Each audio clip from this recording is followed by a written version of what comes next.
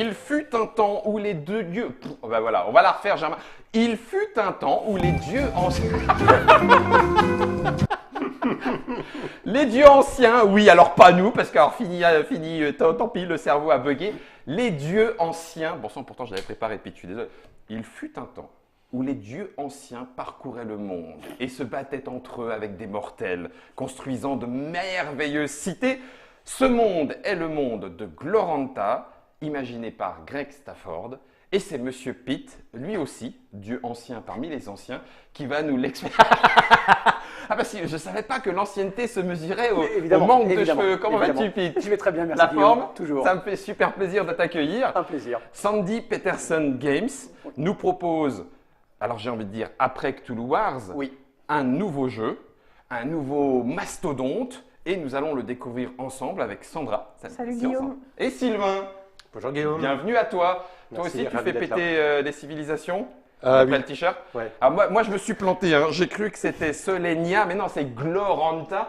Gloranta. Alors bon, forcément, ça te pèse un âne mort. Ça s'appelle la guerre des dieux. Voilà la boîte. Et quand je dis la boîte, vous irez voir le petit papotage qu'on fait avec Pete pour découvrir que ça, qui ne rentre même plus dans l'écran, eh ben, ce n'est qu'une petite partie de ces mastodontes. Alors, c'est un jeu de stratégie asymétrique. Peterson Games, on l'a dit. Sandy Peterson est aussi, lui, à l'origine, hein, avec Greg de Chaosium à cette époque 1974. Ça se joue pour 3 à 4 joueurs. Tu peux monter après avec les extensions jusqu'à 8. Jusqu'à 8. 3 à 8. La vache, mais tu as une extension de la carte qui est déjà énorme. Ah oui, la carte d'accord. est plus grande. Sandy Peterson, illustré par Rich Fedler, Peterson Games 3 à 4, mais jusqu'à 8 avec les extensions 14 ans. Ça, c'est surtout pour l'âge, parce que j'imagine qu'on peut jouer un peu plus simplement. C'est pas les règles, C'est pas les règles, hein, la c'est- sécurité par rapport aux Voilà, pièces et la tout à réglementation autour des composants en plastique et les jeunes enfants. 90 à 120 minutes, tu confirmes aussi? Alors, 120 minutes, quand tout le monde sait jouer, on est en dessous des 120 minutes à 4. D'accord. On est plutôt sur du 90, 100 minutes. D'accord. Après, la première fois, c'est un peu plus long. Difficile de descendre en dessous de l'heure, c'est quand même un jeu où il faut le temps de L'heure s'installer, à de se tâtonner. 3, l'heure à 3 se tu fait. peux. L'heure à 3 se ok, fait. Pete, ça marche. On peut dire que tu es le représentant officiel de Peterson Games. Officiel, je ne sais pas. En tout cas, on va entendre En tout cas, tu t'occupes. En tout cas, tu t'en occupes. Ouais, voilà, je m'en occupe principalement sur tout ce qui est français et sorti des versions françaises de ces jeux-là. D'accord. C'était un Kickstarter au départ. C'est un vieux Kickstarter. C'est le Kickstarter de Sandy qui a eu le plus de retard. Et pourtant, Sandy est assez doué dans les retards de Kickstarter. Il est connu pour ça. Il y a eu beaucoup de problèmes. Alors, il y a eu des problèmes de prod. Ouais. Il y a même eu des problèmes légaux. Un employé qui a volé les moules en acier et qui a fait chanter l'usine Pour les récupérer? Voilà. Non. Donc, oui, il y a eu un certain nombre de C'est sujets. romanesque. C'était pas terrible. Honnêtement, c'était pas terrible. Il y a D'accord. eu des pièces perdues. Enfin bon, je refais pas l'histoire. Donc oui, c'est un ancien Kickstarter, mais qui n'arrive que maintenant, qui a été livré donc la version US depuis le mois dernier, est en train d'arriver chez les backers. D'accord. Et la VF, donc Avril c'est l'unique 2019. boîte VF, puisque la VF est actuellement dans les bateaux chinois Qui arrive. et arrive donc en Allemagne le 11 juin. 11 donc après le juin. temps d'aller au centre de distribution. 2019. Oui. On a parlé de Kickstarter, ça veut dire que les pledgers, ceux qui ont participé à la campagne de financement participatif pour tout ce que vous voyez en ce moment à l'écran, le recevront. Si des joueurs qui nous regardent, qui nous écoutent, tout d'un coup se disent « mais je veux jouer moi dans le monde de RuneQuest », est-ce que c'est encore possible? Alors, ça va être difficile. C'est jouable. Ça va être difficile. Pourquoi? Parce qu'en fait, il n'y a eu que 400 versions françaises produites. D'accord. 400, puisqu'il y a eu à peu près 250 pour les backers. Ouais. Et à l'époque, notre partenaire de l'époque, Feu Ludic Bay, Ok. sans détour, nous avait commandé, sans nous payer bien sûr, mais nous avait commandé environ 200 pièces. Ok. Donc on a quand même produit ces 200 pièces. Et donc l'idée, c'est avec notre nouveau partenaire Novalis, D'accord. ça va être de mettre ces 200 pièces À en disposition. boutique. Ok. Donc directement en boutique. Ok. D'ici, je pense, août ou septembre. Donc il y aura quelques pièces en boutique. Donc il faut les demander, Ça sera effectivement un peu une s'entraîner. rareté. Oui, Ça il n'y sera un peu une rareté. aura pas de VF à nouveau, il y aura un reprint US, on en parlera sans doute, mais Oui, tout en à fait, VF, il n'y aura pas de papotage. reprint Ouais. pour l'instant. Donc c'est D'accord. vraiment un peu collector. Gloranta, la guerre des dieux, le jeu de Sandy Peterson dans l'univers de son ami Greg Stafford. Tout ça, on va en retrouver et parler de cette antiquité fantastique, médiévale fantastique, mais on est plutôt dans de l'antiquité fantastique. Mais avant cela, on est là pour le jeu tout d'abord. Et donc du coup, Pete, toi qui connais tout de A à Z, comment joue-t-on à Gloranta avec Sandra et Sylvain? Pas de souci. Donc on va vraiment parler des règles, on parlera peut-être de l'univers plutôt Tout à fait. dans le papotage. Ouais. Donc les règles, c'est un principe de point de victoire. Plus on a de points de victoire, plus on est proche de la victoire, sachant que à partir de 35 points de victoire, on déclenche la fin de partie, mais ce n'est pas le premier qui arrive à 35 points qui est sûr de gagner, puisqu'il y a des points supplémentaires qui se comptent à la fin de la partie. Mais néanmoins, une fois quelqu'un a 35, on déclenche la fin de partie. Ok. C'est asymétrique, chacun va jouer un empire. Donc un empire qui appartient à un des dieux de l'univers de Gloranta, figurine mythologique. Donc dans la boîte de base, il y a le dieu des tempêtes, Orlent. Je ne sais pas encore qui le jouera, mais le dieu des tempêtes. Il y a Yelm, le dieu solaire, celui qui est l'empereur des dieux. D'accord. Il y a la faction des ténèbres avec Kaiger Lightor, la mère des trolls, qui vivait tranquillement en enfer avant que d'autres viennent mettre le bazar chez eux. Donc du coup, elle est ressortie. Exactement. Elle a l'air fâchée, maman. Et il y a celui à cause de qui tout est arrivé, le chaos, qui justement perturbe l'harmonie du monde et va provoquer la guerre des dieux. D'accord. Et donc on en reparlera un peu après. Est-ce que je peux aborder le sujet tout de suite? Oui. Ce plateau me rappelle en partie les factions, enfin pas me rappelle, me fait penser au mécanisme dans Cthulhu Wars. Cthulhu Wars. Donc, est-ce que, je te pose la question tout de suite, ceux qui connaissent Cthulhu Wars vont rentrer plus facilement? Alors, une grande partie des mécaniques sont semblables à Cthulhu Wars. Le principe de dépenser un point de pouvoir, chacun fait une action, puis le joueur suivant fait une action, c'est les mêmes. Certaines actions sont très semblables. Ok. Il y a moins d'actions hors pouvoirs spéciaux que dans Cthulhu Wars. Cthulhu Wars, il y avait 7 actions de base. Dans Gloranta, il y en a 4. D'accord. Par contre, Gloranta est un jeu avec beaucoup plus d'interactions entre les joueurs encore que Cthulhu Wars. Ah, ok. On se bat beaucoup plus souvent, on embête les autres beaucoup plus souvent. On ne peut pas se développer dans son coin tranquillement. D'accord. On est obligé d'aller embêter. Il a vraiment sa petite patte. Voilà, c'est-à-dire Son qu'en petit termes de génome. mécanique, si vous avez déjà joué à Cthulhu Wars, vous allez assez vite vous faire aux spécificités de Gloranta. Mais on n'est pas sur un jeu plus compliqué. Par contre, il s'y passe plus de choses. D'accord. Il y a des phases précises, on le voit sur la piste de victoire. Oui. Il va se passer des événements particuliers peu pendant la partie. Oui, du narratif. Voilà. Quelque chose se passe au niveau du monde. Voilà, en fait, au bout de 10 points de victoire, quand quelqu'un va atteindre 10 points de victoire, l'aiguille, qui est la partie centrale du monde de Gloranta, va se briser à cause du chaos, mais je l'expliquerai peut-être dans le papotage. Et justement, à partir de 20 points de victoire, se mettra en place ce qu'on appelle le conseil des dieux, et on essaiera d'établir entre nous un grand compromis pour éviter que le monde ne soit détruit. N'explose. D'accord. Parfait. Donc, on a nos conditions de victoire, PV, et puis on a nos factions, chacune particulière. Oui. Ok. Bon. Alors, maintenant, en termes de mécanique, comment ça se passe? C'est un jeu d'action. On va partir, on a des points de pouvoir qui sont symbolisés en haut de l'écran. On part tous avec 6 points de pouvoir. Et chaque fois qu'on fait une action, on va payer le coût de cette action en points de pouvoir. Donc, je vais d'abord décrire les 4 actions qui existent et après, on ira un peu dans le détail de comment ça se passe. Parfait. La première action, et qui est un peu différente de Cthulhu Wars, c'est qu'on va pouvoir construire ou améliorer des bâtiments. Et il y en a un paquet. Voilà. Sandra, si tu veux me passer un petit hôtel noir, voilà, très bien. J'irai On pas peut dormir chez construire, eux, mais… voilà, si tu veux le montrer, Ouais, tout voilà à un fait. hôtel. On peut construire un bâtiment n'importe où sur la carte. Il n'y a pas besoin d'avoir une unité, contrairement à Cthulhu Wars où les adorateurs construisaient les portails. D'accord. Là, je n'ai pas besoin d'être présent dans une région pour y construire un bâtiment. D'accord. Ok. Par contre, à partir du moment où j'ai construit un bâtiment dans une région, personne d'autre ne peut, sauf règle spéciale, installer un bâtiment. La région, le bâtiment, il est à moi. Ah oui, d'accord. Donc, il y a quand même une notion de contrôle de zone par rapport à ça. Ok. Ensuite, les bâtiments, je vais pouvoir les améliorer. L'hôtel va pouvoir être transformé en temple. D'accord.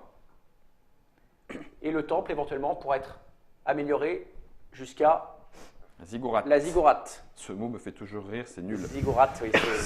Je ne- C'est nul, mais voilà, c'est tout.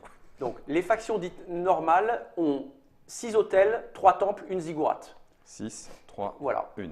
Ok. Donc, voilà le principe, c'est l'action de base, c'est je construis ou j'améliore un de mes bâtiments. Et c'est de l'évolution. C'est de l'évolution. Ok. Il faut d'abord construire un hôtel avant de pouvoir avoir un temple. Il faut avoir un temple pour pouvoir le transformer en ziggourate. Ok.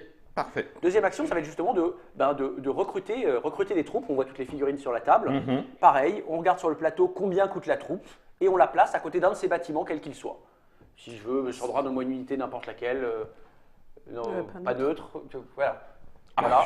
Évidemment, il a C'est une pris. petite. Voilà. Voilà Malia, la déesse des maladies du chaos. Ouais. Ben, j'ai un bâtiment, je paye le coût de Malia qui de mémoire doit être à 3 ou 4. Oui.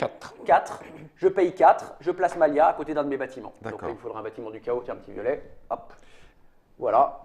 Ah oui. Je paye 4, Malia est arrivée. D'accord. Il y a certaines factions. Voilà, qui ont des le bâtiments chaos, spéciaux. a des D'accord. bâtiments spéciaux, on en Ok. parlera après.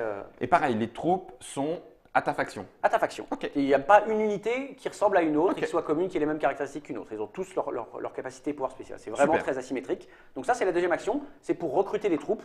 sachant qu'il y a plusieurs types de troupes. Il y a les serviteurs mortels, c'est un peu les troupes de base. Après, il y a ce qu'on appelle les dieux mineurs, qui sont un peu plus puissants. Il y a le héros, c'est un mortel, mais il est unique. Et il y a, dans les factions encore une fois normales, un dieu majeur, donc Orland pour la tempête, Yelm pour le ciel, Kaigerleiter pour les ténèbres. Le chaos, encore une fois, faction particulière, puisque a 3 dieux majeurs. Mais n'a par contre pas de dieu mineur et pas de héros. D'accord. A juste des troupes de base, les brous, et 3 dieux majeurs. Quel bordélique. Bah, c'est le chaos. C'est le chaos, oui, on est d'accord. Non, mais j'entends bien. Donc, on a créé des bâtiments, on les a améliorés. On a invoqué, recruté des unités sur la carte. La troisième action, ça va être de se déplacer.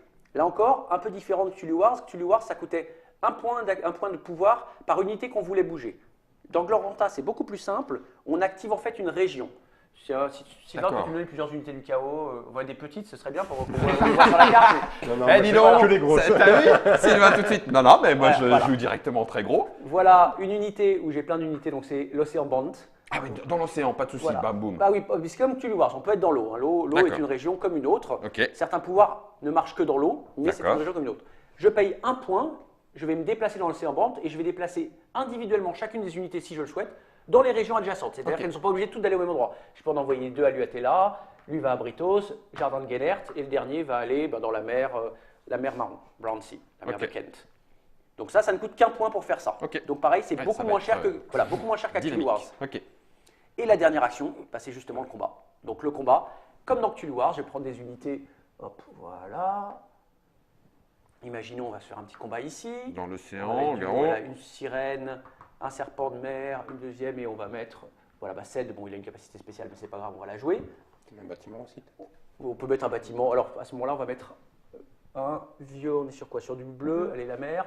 On va mettre un temple. Voilà, il y a un temple dans la mer. C'est thématique. Tout à fait. Celui qui veut attaquer, de base, on ne se combat pas. Si personne ne déclenche de combat, on peut rester de manière pacifique et cohabiter toute la partie si ça nous amuse. À partir du moment où un des 2 joueurs va décider de payer un point de pouvoir, le combat va commencer. Là, éventuellement, on va avoir des pouvoirs spéciaux pour les unités qui peuvent se déclencher au début du combat. Alors, on va dire qu'il n'y en a pas pour celui-ci, juste pour montrer le combat. Chaque unité a un score de combat qui est indiqué sur la fiche de faction. Oui, tout à Donc, fait. un brou, c'est 1 point. Une sirène, c'est 1 point. Un serpent de mer, c'est 2. C'est 2 dés. Et alors, bon, Ced est un peu particulier puisque Ced, on lance un D6 et ce sera le nombre de dés de combat qu'il lancera pour ce combat-là. Donc, ça varie de 1 à 6 dés. Donc, c'est un peu particulier. Donc, à ce moment-là, on va remplacer Ced. Tiens, pour ne pas le jouer, lance-moi. Non, le chaos, c'est que donne-moi les brous. Tiens, les brous, c'est facile. Voilà. J'ai 3 brous, donc 3 dés de combat, contre une sirène, 2 sirènes et un serpent de mer, 4 dés. Donc, on prend chacun le nombre de dés. Donc, 3 pour les violets, 4 pour les bleus. On les lance.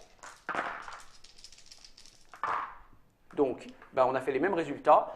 Ça, il n'y en a qu'une face, c'est un kill. Donc, tu vas éliminer une des unités adverses. D'accord. Germain arrive. Voilà. Ça, c'est un kill. Le résultat à côté, c'est une fuite. Ok. Et ça, c'est du raté de chez raté. Donc là, chacun de nous éliminerait une unité en face, choisie par le défenseur, et aurait une unité qui fuit. D'accord. Encore une fois, il n'y a pas de défense. Enfin, pour l'instant. Non, il n'y a pas de score de défense. C'est ça. C'est pas l'un contre l'autre. On se bataille. Boum, un mort à mort, une fuite, une fuite. Et toutes les unités n'ont qu'un point de vie. Donc, votre dieu majeur, s'il se promène tout seul, il peut se faire tuer par malchance par une petite unité qui donnera le coup qu'elle n'est pas bien. Voilà. C'est vraiment pas de bol. Donc ne pas laisser ces unités chères toutes seules, c'est une bonne idée. Bah, chérie, tu rentres tôt ce soir. J'ai rencontré un brou. Et voilà, c'est mal passé. Exactement ça. Les fuites, pareil, un peu différentes de Cthulhu Wars. Cthulhu Wars, c'était des blessures où chacun pouvait fuir dans des régions différentes. Là, c'est l'adversaire qui choisit dans quelle région adjacente l'ensemble des unités blessées de la faction adverse fuient. Donc, je te blesse, je vais dire où vont toutes tes fuites et tu vas faire la même chose sur les miennes. Et on peut se mélanger, on peut fuir chez les uns, chez les autres. Encore une fois, une des différences avec Cthulhu Wars. Et voilà pour les 4 actions de base. C'est tout. Il n'y a que ça. Mais alors, le temple influe-t-il sur le combat? Alors, les bâtiments influent sur les combats, pas les hôtels. L'hôtel de base n'a aucun effet. Par contre, le temple ajoute une fuite à la faction qui a le temple dans sa région. D'accord. La ziggourate ajoute directement un kill Ok. à la faction. Et si, imaginons, voilà, c'est la fin du combat, les unités bleues sont mortes, là, l'adversaire a un choix, soit de conquérir le bâtiment, qui se retrouve tout seul, soit de le détruire. Donc le détruire, c'est facile, on le retire. Le conquérir, on le remplace par un bâtiment de sa couleur équivalent. Alors là, c'est un mauvais exemple parce que c'est le chaos, et le chaos, il a des bâtiments spéciaux qui ne sont pas les autres bâtiments, mais ce serait le ciel qui aurait attaqué la mer. je mets à la place un temple du ciel. Ok, d'accord. Donc c'est un moyen aussi de déplacer ces bâtiments. De placer ces bâtiments. Est-ce que j'ai le droit, puisque c'est limité, j'attaque la ziggourate ennemie avec des troupes peut-être, Voilà. peu importe. Ma ziggourate est déjà placée. Est-ce que je peux placer moins? Est-ce que je peux placer un temple si je convertis la ziggourate? Ah non, Ah tu dois non. placer, c'est équivalent. Équivalent. Il y a une Ah oui, ziggourate que tu convertis à ton usage. D'accord, Ça ok. devient ton D'accord. bâtiment. Mais Il n'y a pas de question de puisqu'elle est déjà occupée, je la fais moins. non, il n'y a pas des petits maçons Ok. qui démontent dans la nuit des murs. Non, non, J'aime on bien garde le cette- bâtiment tel que. D'accord, ok. Il était comme ça. Et On change les drapeaux. j'aurais le droit de changer le drapeau en disant bah oui, finalement ma ziggourate va passer ici, Oui. celle-là je l'oublie, elle est détruite. Alors non, si tu as déjà ta ziggourate en jeu, C'est placé. c'est placé. Ok, Tu super. as en stock, alors si tu es une faction, encore une fois dite normale, tu Oui. as 10 bâtiments, Ok. 6 hôtels, 3 temples, une ziggourate et c'est tout. Placé, inamovible, à l'exception des destructions. Des destructions et Parfait. éventuellement de remplacements qui pourraient se produire. Farpet.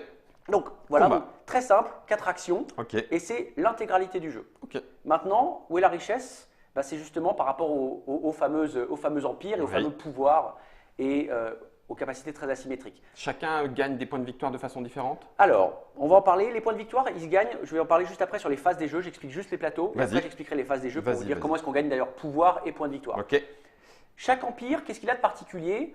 Il a déjà une mise en place particulière. d'accord. Certaines factions commencent avec des unités sur la carte, d'autres avec des bâtiments. Par contre, toutes commencent avec 6 points de pouvoir. Ça, c'est un donné pour les 8 factions du jeu. Par contre, chacun a un setup de départ différent Ok. qu'il faut respecter. Ensuite, chacun a une capacité unique, Mhm. donc spécifique à chaque faction. Donc c'est un bonus, c'est un pouvoir. Des fois, c'est une action spéciale. Des fois, c'est juste une capacité. Si on prend l'exemple de la tempête, la tempête, elle a un complexe d'infériorité. Alors ça, c'est encore une fois, c'est Dans l'univers. C'est dans l'univers. C'est-à-dire que Orlante, systématiquement, essaie de prendre la place de Yelm, le dieu solaire, se fait systématiquement bâcher.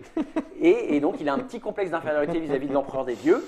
Et cette action, elle s'utilise en phase de pouvoir, c'est précisé. Une fois par phase de pouvoir, on peut dépenser 2 points de victoire pour gagner 4 points de pouvoir. Donc ça lui permet de revenir dans la partie, par Ok. contre, au prix d'un peu, D'un peu d'un d'affaiblissement. peu de victoire en moins. Ok. Mais par contre, ça donne du pouvoir. Pareil, une faiblesse unique, spécifique à la faction. La tempête, c'est la faction un peu guerrière, il faut se le dire. Elle ne peut pas attaquer une unité qui n'a plus de pouvoir. Un oui. camp qui n'a plus de pouvoir, parce que c'est pas très honorable. Mhm. Si elle veut vraiment le faire, il faut payer 2 points de pouvoir. Ça coûte un peu plus cher d'attaquer une unité, un ennemi qui est déjà par terre. Ouais, donc il va taper en premier. Ensuite, évidemment, les unités sont toutes différentes. Mhm. On voit que les unités ont des dons, on va en parler Oui. juste après. Un petit rappel qui est assez pratique en bas de plateau, c'est quand est-ce que se déclenchent certains pouvoirs de la faction. Soit en phase de pouvoir, on en parlera, soit en phase du conseil. Ça permet de ne pas oublier, quand je vais annoncer, par exemple, on est en phase de pouvoir, chacun peut regarder son plateau et dire « Ah bah tiens, je peux déclencher tel J'ai pouvoir ». ça à moi. Ah, oui, Voilà. d'accord. Ça évite Ah de oui, devoir très bien. parcourir toute la feuille. Ok. Et la dernière partie, c'est la partie droite, ce sont les quêtes héroïques, Heroes Quest. C'est 6 conditions spécifiques à l'Empire, et chaque fois qu'une de ces conditions est remplie par le joueur, je vais pouvoir placer un pouvoir que je choisis. Pareil, j'ai 6 pouvoirs. Donc chaque fois qu'une des conditions est remplie, comme Actually Wars, je débloque une nouvelle capacité. Voilà, la tornade, c'est pour que mes frères de bataille, mes frères de tempête soient plus forts. Il y en a 6. Contrairement à Actually Wars, il n'est pas nécessaire d'avoir débloqué les 6 pour gagner. Dans D'accord. Actually Wars, c'était une des conditions de victoire, il fallait atteindre 30 points de victoire et Et- avoir ces 6 grimoires. Là, c'est juste de l'aide D'accord. pour, Ouais, ce pour, sont mes pour être quêtes, plus efficace. remplies ou non. je Ça peux n'empêche pas de gagner. gagner. Ok. Ça n'empêche pas de gagner. D'accord. Donc voilà, donc vraiment la symétrie elle se fait là, sur les pouvoirs, les unités et les empires. Super. Ok. On parle de la dernière partie, c'est le fameux tour de jeu, on a dit un peu les actions, c'est la phase d'action qu'on a montré, je dépense mes points de pouvoir, je fais une action, je dépense le pouvoir, le joueur suivant fait une action, et ainsi de suite. Une fois que tout le monde est tombé à zéro, c'est la fin de la phase d'action, et on va passer en phase de collecte de pouvoir, comme Actually Wars. Actually Wars, c'était les portails qui rapportaient. Ouais. Là, il y a une petite nuance, il y a d'abord un point que tous les joueurs reçoivent, tout le monde a un point de pouvoir, c'est la bénédiction de Gloranta, Ok. la bénédiction de la déesse sur le monde, tout le monde reçoit ce point, sauf le chaos. Le chaos, Ouais, j'ai pas dit que c'était toi, Sylvain, qui allait jouer le chaos. Mais comme tu nous passais à chaque fois les bonnes grosses bêtes, c'est vers toi que je me suis tourné. Excuse-moi, Sylvain. le chaos n'a évidemment pas le droit de bénéficier de ça puisqu'il essaie de détruire Gloranta. Donc là-dessus, Oui. il n'aura pas d'émission. Mais tout le monde sinon a ce point. Et ensuite, on va toucher 2 points de pouvoir par type de bâtiment différent qu'on a sur la carte. Donc là, on n'est pas sur le nombre total, mais sur la diversité. Si j'ai un hôtel, un temple, la ziggourate, c'est 6 points, 3 fois 2. Si j'ai que des hôtels, hôtels. même mes 6 hôtels, c'est Deux. 2. Donc souvent, au premier tour, on essaie de se construire au moins un Au temple, moins un temple. pour Bah oui, toucher pour 4 le toucher tour quatre. d'après. Bah bien sûr. Donc Ok. là, c'est sur la diversité des bâtiments. Ok. Et après, certains pouvoirs et capacités, justement, qui se déclenchent en phase de pouvoir, apportent des points de pouvoir supplémentaires. Supplémentaires. De la même manière, à partir du moment où vous avez débloqué au moins un don, vous voyez que les dons seront groupés par 2. Mhm. C'est 3 fragments. vous gagnez un point de pouvoir par fragment dont vous avez débloqué au moins un don. Donc là, tu aurais un point supplémentaire. Ah, d'accord. Si je t'emprunte un Grimard, Vas-y. là, tu aurais 2 points puisque tu as un don dans chacun des 2 fragments. Par contre, Donc, là, tu comme peux ça, faire- là, c'est tu n'as toujours que 1. Ah, Là, oui. c'est passé à 2. Si tu en mets un là-bas, tu as le droit à 3. Donc, à toi de gérer les différentes Que quêtes tu pour débloques, essayer de… si tu veux du pouvoir, Ouais. il faut de la diversité. D'accord. Aussi bien en bâtiment qu'en don. C'est ça. Et c'est le problème, c'est que pour les points de victoire, c'est l'opposé. Ça va être le nombre. Donc, une fois qu'on a touché les points de pouvoir, on va détermine calculer qui est le points de premier joueur. Le premier joueur, c'est celui qui aura le plus de pouvoir. Ok. Et il recevra, à ce moment-là, il y a un marqueur premier joueur. Voilà ça. Voilà, c'est Arachné Solara. Et Gentil, le voilà. marqueur premier joueur. Voilà, marqueur premier joueur. C'est Arachné Solara. Et en fait, on l'indique en disant est-ce qu'on tournera sens anti-horaire ou dans le sens horaire qui jouera après le premier joueur. D'accord. C'est important d'être premier sur un certain nombre d'actions, donc on en parlera après. Une fois qu'on a déterminé chacun les points de pouvoir et qui est le premier joueur, on passe dans la phase de conseil. C'est un peu l'équivalent de la phase d'Apocalypse dans Cthulhu Wars. La phase de conseil, c'est là qu'on va gagner des points de victoire. Et comment on gagne des points de victoire? C'est facile. On gagne un point de victoire par bâtiment posé en jeu. Quel que soit le bâtiment. La ziggourate rapporte la même chose que le petit hôtel. D'accord. Donc là, on est vraiment sur le nombre, Ouais. un point par bâtiment sur la carte. Éventuellement des pouvoirs spéciaux qui donnent des points de victoire, Bien et sûr, ça, ok. propre à chaque faction. Et également, on gagne un point de victoire par fragment que l'on a complété. Là, un point de victoire en plus. Inamovible? Inamovible. Un don, une fois qu'il est posé, il restera jusqu'à la fin de la partie. Certains dons ne fonctionnent qu'une fois dans le tour, certains qu'une fois dans la partie. À ce moment-là, on les retourne, Mais il est on là. ne perd plus jamais un don une fois qu'il est débloqué. On ne revient jamais en arrière dans ce jeu. Ok. Donc, ça, c'est le principe. Dernière chose, puisque Gloranta oblige, les runes. Les runes, c'est un peu ce qu'étaient les signes des anciens Cthulhu Wars, qui étaient des points de victoire. Là, c'est plus que des points de victoire, c'est des pouvoirs one-shot qui parfois rapportent des points de victoire, mais souvent permettent de dégager des choses sur le plateau, d'embêter les autres. D'accord. Donc ça, Tu actives le pouvoir des runes. Voilà, et Ok. un certain nombre de pouvoirs vous font gagner des runes. Certains empires sont très basés sur le fait de tirer des runes, d'autres en ont quasi aucun, mais tout le monde a au moins un moyen ou deux d'en gagner. Et donc D'accord. pareil, il faut regarder vos pouvoirs, et ça vous dit comment gagner les runes. Ok. Et il y en a 50 différentes. Il y en a un paquet, oui. Il y en a un certain nombre. Gagner 2 PV. Si vous êtes le chaos, vous ne gagnez qu'un PV. Bah oui, oh, c'est ballot. Ça donne envie. Hein. Ça donne envie, hein. Le chaos n'est pas très aimé, il faut le comprendre, on en parlera peut-être dans le papotage. Pete va la jouer, je crois, non? Ah non. Curieusement, Donc, les Pete aime bien jouer le chaos pour des raisons totalement inconnues. C'est ça, hein, Inconnu. il me semblait aussi. Hein, tu maîtrises. Inconnu. Ok. Donc Inconnu. les runes Fourbe. peuvent… Je suis pas fourbe. Donc voilà le principe du jeu. Et tout le jeu, c'est ça, sachant qu'on va aller jusqu'aux 35 points de victoire. Une fois qu'on sera aux 35 points de victoire, s'il vous reste des runes, on peut les convertir contre des points de victoire. D'accord. Si elles ne donnent pas de points de victoire en elles-mêmes, c'est un demi-point de victoire par carte de rune qui reste, tout simplement. Ok. Bah, oui, c'est pareil, ça a l'air super simple. C'est super simple. Je pose quelques questions. Ouais, j'ai 2 précisions à donner après, mais pose tes questions et Je vois qu'il y a l'aiguille qu'elle peut partir. Est-ce que c'est un lieu? Il y a… Kayla Bella. Bah oui, est-ce que c'est un lieu? Et puis, Oui. il Alors, y a les cieux, lune, enfer, etc. donc, il y a en effet l'aiguille. L'aiguille est une zone de la carte. C'est une grande tour auquel est installé le Conseil des Dieux. Mais on peut tout à fait construire et se déplacer sur l'aiguille, à part certaines factions qui n'ont pas le droit de le faire. D'accord. Les ténèbres, trop de lumière, ils ne vont pas sur l'aiguille. Les cieux et la lune, c'est ce qu'on appelle le dôme céleste. L'enfer, intérieur et extérieur, c'est ce qu'on appelle les enfers. Et pour aller dans ces zones donc, qui sont hors de la carte, qui sont Ouais. bien en jeu mais hors de la carte, on le voit en fait sur les bords de plateau. En fait, dès qu'il y a une frise, c'est toujours par rapport à des terres, on n'y va jamais depuis la mer dans ces zones-là. S'il y a une frise dorée, ça permet d'aller vers le dôme céleste ou d'en revenir. Donc, D'accord. si je suis ici et que je me déplace, je peux très bien aller au choix sur la lune ou dans les cieux, Ah. ou d'en revenir. Je suis sur la lune pour un point, je vais revenir dans les montagnes d'Enmal. Et les enfers, c'est un peu particulier. On entre dans les enfers pour l'instant uniquement par l'Uatella. Ah oui. Ça emmène en enfer. Et, Et on on revient revient forcément ici. des enfers par les portes de l'aube. Ah, ok. D'accord. On va justement parler des enfers, c'est une zone un peu particulière, évidemment la zone des ténèbres. On peut rentrer assez facilement dans les enfers. Sortir des enfers est un peu plus compliqué. L'entrée est gratuite, la sortie les témoins. C'est exactement ça, c'est entrée gratuite, sortie un peu payante. Il y a deux façons de sortir. La première façon, c'est qu'il y ait dans la zone quelqu'un, soit soi-même, soit un autre joueur, qui est une unité ayant un score de combat, donc lançant plus de dés de combat que l'unité qu'on veut faire sortir. Par exemple, je vais reprendre mon petit homme serpent, voilà. Ouais. Voilà. Il y a un brou en enfer et il y a un homme serpent. L'homme serpent, le serpent de mer, il lance 2 dés, le brou lance 1 dé. Je suis le violet, je vais demander au bleu, est-ce que tu me laisses sortir de l'enfer? Si je dis oui, bah, à ce moment-là, j'ai le droit de sortir. Et si je dis non, bah, je ne sors pas. Ah, carrément. On ne sort pas de l'enfer. Pas Et sans permission. donc ça veut dire que si vous emmenez vos grosses unités en enfer, il n'y a personne pour les faire sortir. Oh, Si elle lance beaucoup de dés, globalement, ça va être compliqué de les faire sortir. Il faut se le dire. L'enfer, on y va en théorie pas trop. À part les ténèbres, dont c'est un peu la base centrale. Ouais. Les autres ont tendance à essayer d'éviter d'y aller.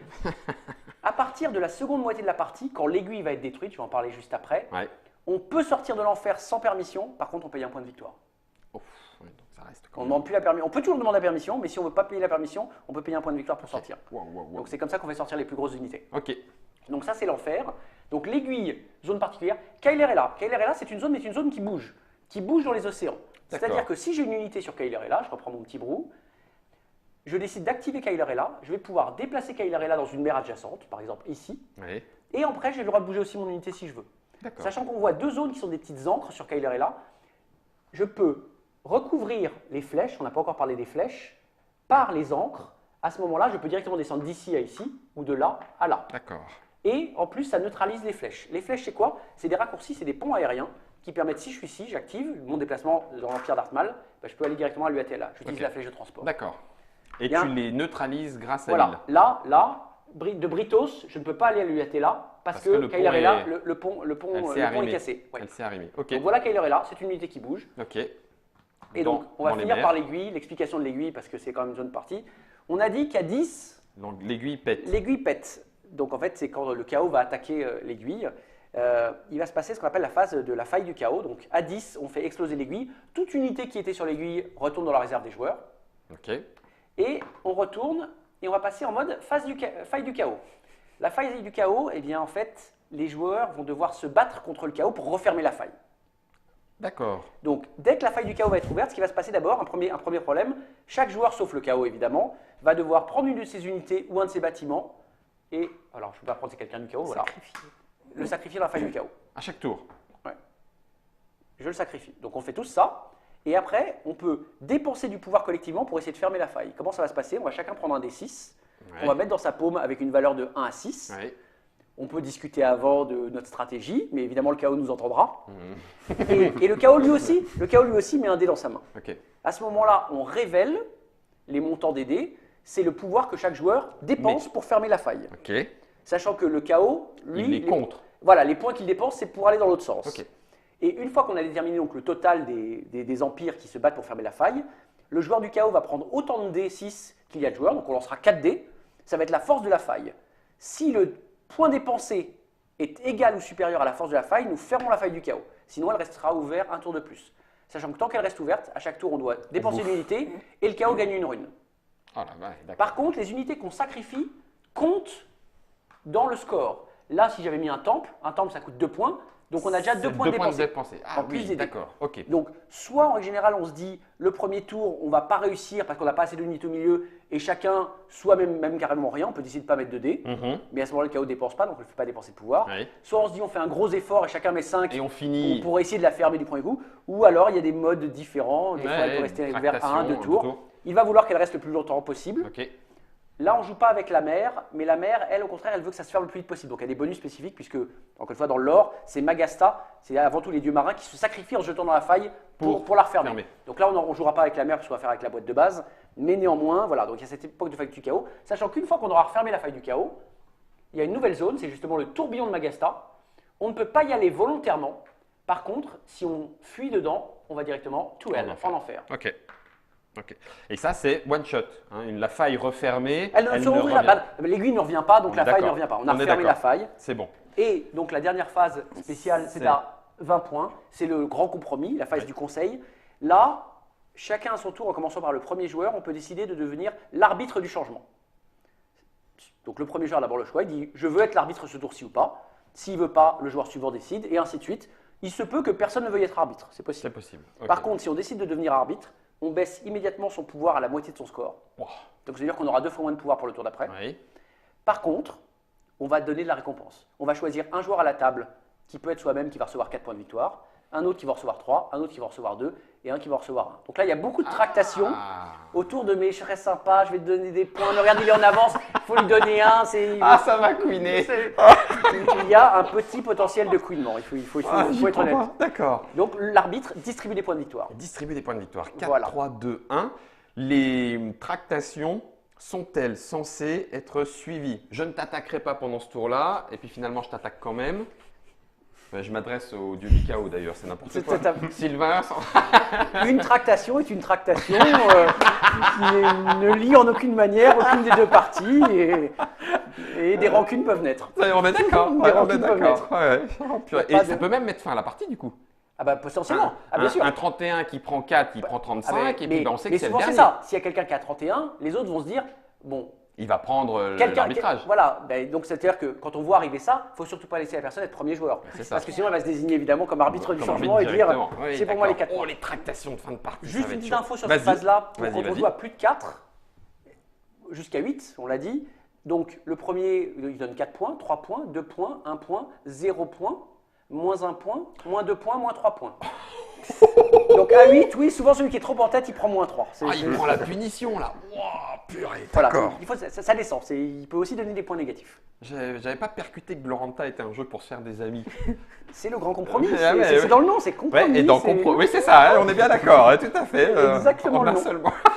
Et donc voilà les règles du jeu tout simplement. Ouais, c'est facile. Alors, on n'a pas dit, la partie s'arrête dès qu'on atteint les 35 points, on termine le tour. Dès que quelqu'un arrive à 35 points, de toute façon on arrive à 35 points en phase de conseil, on gagne assez peu de points de victoire pendant les phases d'action, sauf avec des cartes de runes.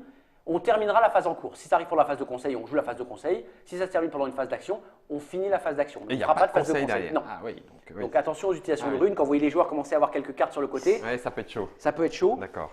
Je propose de terminer avec juste un petit point rapide des 4 factions et de leur style. Je ne vais pas aller dans le détail des pouvoirs, mais plus donner une idée générale du style de la faction.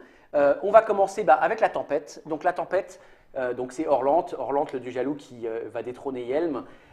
C'est vraiment une faction offensive. C'est une faction qui va lui demander d'aller affronter un peu la terre entière, de tuer des héros, de tuer des serviteurs, de tuer des dieux mineurs, de tuer des dieux majeurs. Elle est très mobile, la tempête. Elle bouge beaucoup, elle bouge très facilement sur le plateau. D'ailleurs, quand elle part de ses propres bases, de ses propres bâtiments, elle peut bouger de 2 zones. Elle vole. Souvent, Kyler est là et squatté par le joueur de la tempête pour accroître encore plus sa mobilité sur la carte. Donc attention à laisser Kyler est là à la tempête, c'est rarement une très bonne idée. C'est pas une super idée. D'accord. Sachant que donc lui, Orlante, c'est le… tiens, il est là. Tu me le donnes, Sylvain, Orlante, le grand Orlante. Il a de la gueule. Voilà, donc c'est le roi des tempêtes. Lui, il lance autant de dés qu'on a débloqué de dons, tout simplement. Donc si on a débloqué ces 6 dons, il lance 6 dés. 6 dés, voilà. Brut. Il peut quand même se faire tuer par une unité. Hein. Oui, il rencontre un brou, forcément. Voilà. Donc vraiment, Donc Orlante, plutôt faction un peu violente physiquement, qui aime bien lancer les dés, qui aime bien chercher les problèmes. Et les pouvoirs tournent beaucoup autour de ça. Autour de ça, ça marche. Après, on a un peu l'opposé. On a, tiens, ça a changé. J'avais tout à l'heure l'autre. Donc Yelm, le ciel, donc le dieu solaire, l'empereur des dieux. Une faction au contraire très défensive. Pourquoi elle est très défensive? Parce que par exemple déjà, les effets de ces bâtiments sont doublés. Les temples du ciel infligent 2 fuites. La ziggourate du ciel inflige 2 kills. Okay. Donc une faction très défensive, une faction très sociale. Beaucoup des dons se débloquent en donnant des choses aux autres joueurs, mais en touchant une récompense en échange. Il y a beaucoup de négociations quand on joue le ciel. Et d'ailleurs, la première négociation, encore une fois, c'est thématique. C'est la seule faction, le seul empire qui commence avec son dieu majeur sur la carte. Et comme dans l'histoire, en fait, il commence aux enfers. Le début de la guerre des dieux, Yelm est aux enfers. Et sa première négociation va être de trouver quelqu'un qui va bien vouloir le laisser sortir des enfers. Et donc de promettre moult récompenses pour laisser sortir. Celui qui viendra m'aider. Okay. Mais l'avantage, c'est qu'il ne meurt jamais. Yelm, si jamais il est tué en combat, il retourne aux enfers. Il ne mourra jamais. Ah oui, d'accord. Il est immortel. C'est le soleil. Il peut aller sous terre, mais il ressort. C'est le soleil. Un peu prisonnier. Donc voilà. Sachant qu'il y a quand même quelques pouvoirs un peu fourbes chez le ciel, il ne faut pas croire. Oui, il n'est pas que gentil. La lance solaire, vous faites tomber une lance de feu sur une unité. Si vous la tuez, vous mettez à la place un de vos phénix. D'accord. Ça consume l'unité adverse, ça met votre phénix. Allez hop, 4 points de pouvoir économisés. L'empereur peut lui neutraliser un phénix. L'empereur peut carrément neutraliser une unité en combat qui lancera aucun dé. Enfin, il y a le moyen de s'amuser. Voilà, beaucoup de pouvoirs sociaux où on doit interagir avec les autres, promettre des choses, toucher des récompenses. Ça marche. Ensuite, on a les ténèbres. Donc les ténèbres, c'est les pauvres trolls qui étaient tranquilles en enfer, qui ne demandaient rien à personne. Et quand Yelm a débarqué, un peu trop de lumière en enfer avec le soleil chez eux, et qui sont donc sortis sur la terre. Donc la mer des trolls, Kaigerlighter. C'est une faction très opportuniste. C'est une faction un peu de rapace. Elle peut facilement entrer et sortir de l'enfer. Donc souvent, elle attaque quelque part, elle repart en enfer, se cacher, et elle ressort et elle revient. Donc c'est vraiment une faction très opportuniste. Okay. C'est les ténèbres. D'ailleurs, son problème, c'est qu'ils, comme ils sont plutôt nocturnes, ils ne peuvent pas conquérir ou construire de bâtiments sur l'aiguille ou dans le dôme céleste, évidemment. Ça, c'est la maîtresse. Elle fait très mal en combat. Ouais. Voilà. Et elle est sombre. Et la dernière faction de la boîte de base, c'est le chaos, donc les vilains du chaos. Donc eux, uniquement des brous et 3 dieux majeurs. Il y a d'abord donc Malia, la déesse des maladies. Donc Malia, ce qui est bien, c'est qu'elle lance pas de dés de combat. Par contre, si on veut se battre dans la zone de Malia, il faut payer un point de victoire. Mais même pour le chaos, si le chaos veut déclencher un combat dans la zone de Malia, c'est un point de victoire à dépenser. Ah, lui aussi? Oui, tout le monde. Donc Malia a tendance à bloquer des zones un peu. D'accord. Ensuite, on a Ced. Ced, l'épouse de Ragnaglar, qui, elle, donc, a un score de combat qui est variable, 1d6 au moment du combat, et qui embête le monde et qui, justement, comme c'est la mère des brous, qui peut transformer les bâtiments du chaos, les faire éclater pour que sortent des brous. On remplace le bâtiment par tous les brous qu'on a dans sa réserve. Donc ça fait arriver les brous de façon un peu violente. Et on a le dernier, c'est Ragnaglar, le dieu fou. Alors lui, son problème, c'est que son score de combat ne fait que croître dans la partie chaque fois qu'une unité meurt ou est détruite. On monte de 1 le score de combat de Ragnaglar. Il part à 0, il ne fait que monter. On peut arriver à du 24D pour Ragnaglar. Non, mais non. On peut arriver à du 24D pour Ragnaglar, sachant qu'il y a quand même un mécanisme. En phase de conseil, si Ragnaglar a au moins 10 dés de combat, on lance un des 6, on baisse d'autant la valeur de combat de Ragnaglar. Par contre, le joueur du chaos tire une rune. Oh purée. Ragnaglar est un problème. Sachant que le compteur monte, même si Ragnaglar n'est pas en jeu. Dès que ça meurt, ça profite au chaos. Ça profite au chaos. Mais c'est un grand malade. Et donc voilà pour les 4 factions. Voilà pour les 4 factions de la boîte de base. Les 4 factions de la boîte de base de Gloranta. La boîte est énorme. Attention, il y a un peu plus sur la table que cette boîte de base, on est bien d'accord. Voilà. Gloranta, la guerre des dieux, c'est un jeu de Sandy Peterson Games, c'est Pete qui nous l'a expliqué.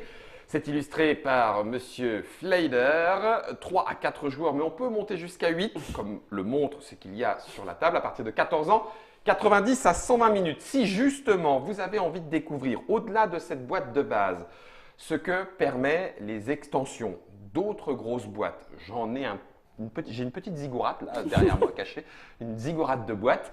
C'est dans le papotage sur Trick Track. Et si vous voulez voir ce que donne la partie, connaissant ou non Cthulhu Wars, rendez-vous non pas dans RuneQuest, mais dans Gloranta, la guerre des dieux. Merci Pete. Merci Guillaume. Donc Sandra, Alliance.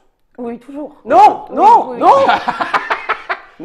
Sylvain, tu vas jouer le chaos ou pas? Non. Cassez vos alliances, débrouillez-vous.